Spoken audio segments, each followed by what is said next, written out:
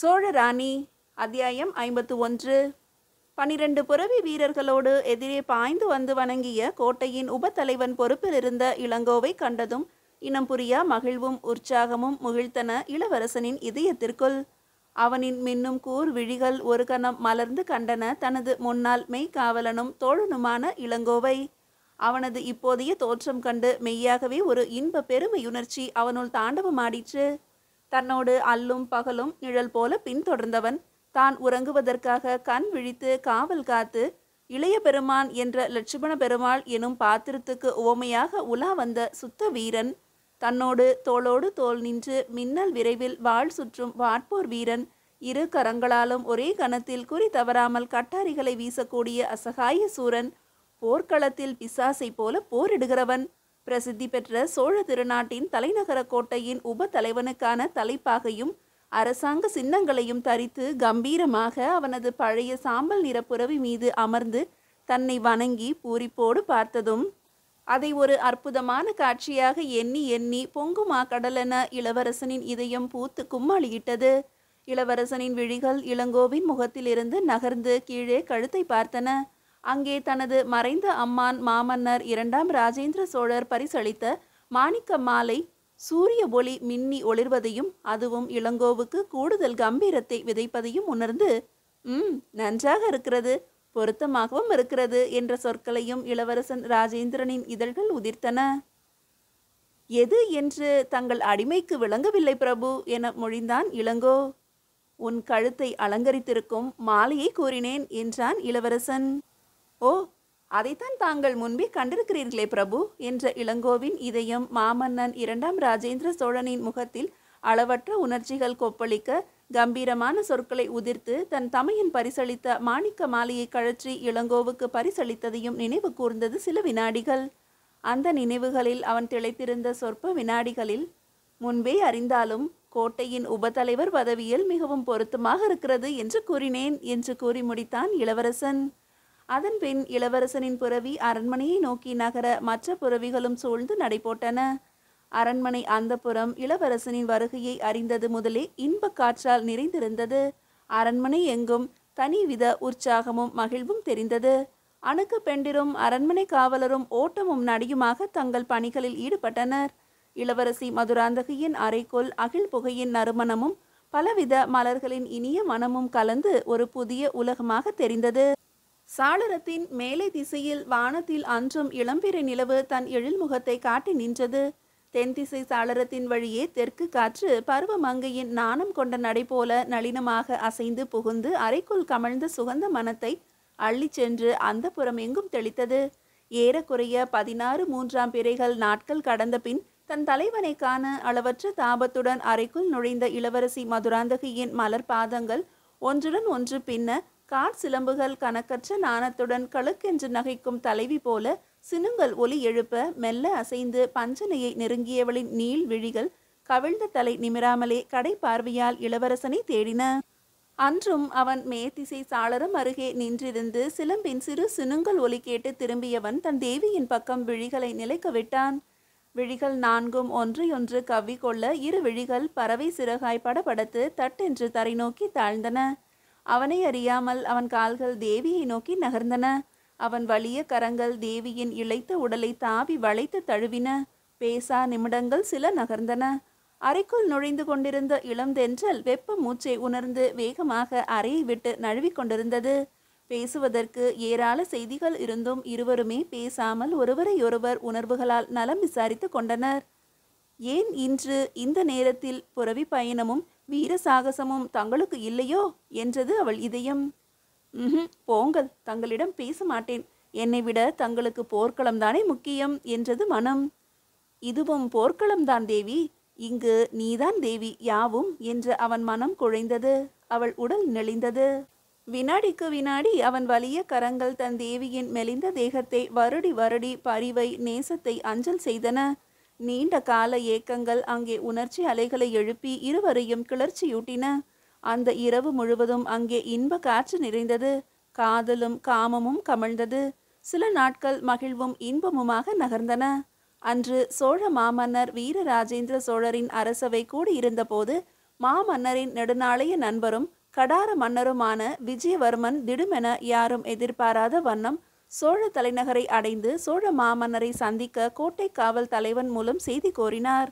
உரிய மரியாதையோடு தமது நண்பரை அரசவைக்கு வரவேற்று அளவலாவிய போது அதிர்ச்சி தரும் செய்தியை கூறினார் கடார மன்னர் விஜயவர்மர்.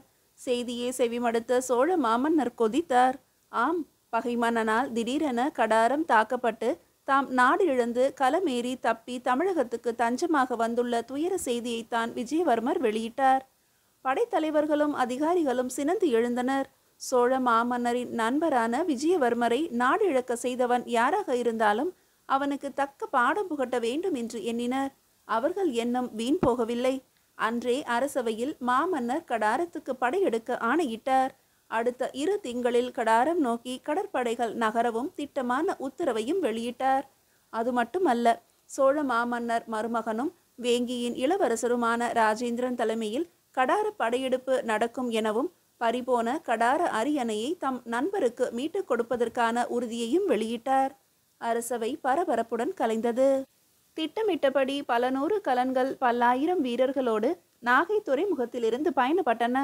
கடற்படையில் வேங்கி இளவரசனின் படைப்பிரிவிலிருந்து குருகுலத்தில் பயிற்சி பெற்ற அதிரடி படையை சேர்ந்த 300 வீரர்கள் போர் புரவிகளோடும் படைத்தலைவன் கருணாகர தொண்டைமானோடும் இளவரசன் பயணமானான்.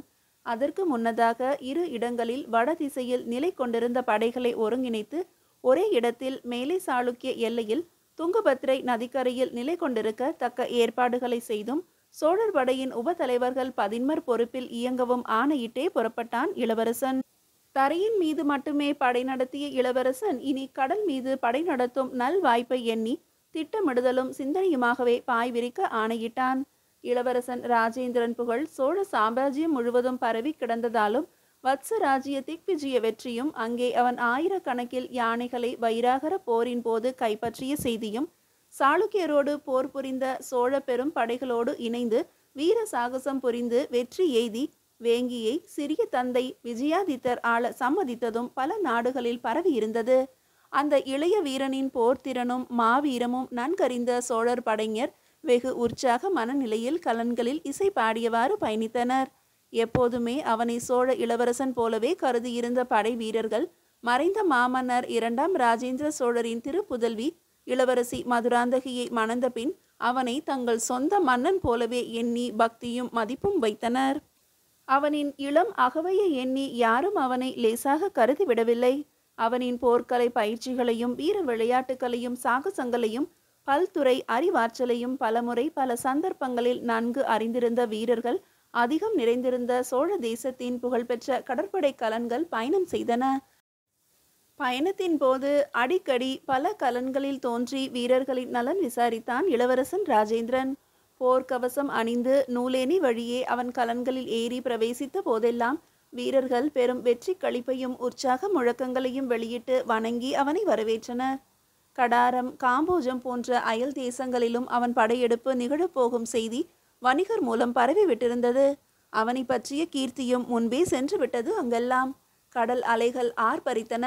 கடல் வாழ் உயிரினங்கள் பயந்து அங்கும் இங்கும் ஓடின. கடற்பறவைகள் பயக்குரல் எழுப்பி பறந்தோடின. அவ்வப்போது ஆதவனின் முகம் உக்கிரம் காட்டிற்று. மாமன்னர் கடாரம் கொண்ட சோழ மாமன்னரின் கடார படையெடுப்புக்கு பின்பு தொலைதூர தேசங்களில் சோழ சாம்ராஜ்யத்தின் புகழ் ஓங்கி இருந்ததால் பல தேசத்து வணிகர்களின் நடமாட்டங்கள் எங்கும் தங்கு தடையின்றியும் எந்தவித இடையூறுகளின்றியும் சிறந்து விளங்கி வந்தது.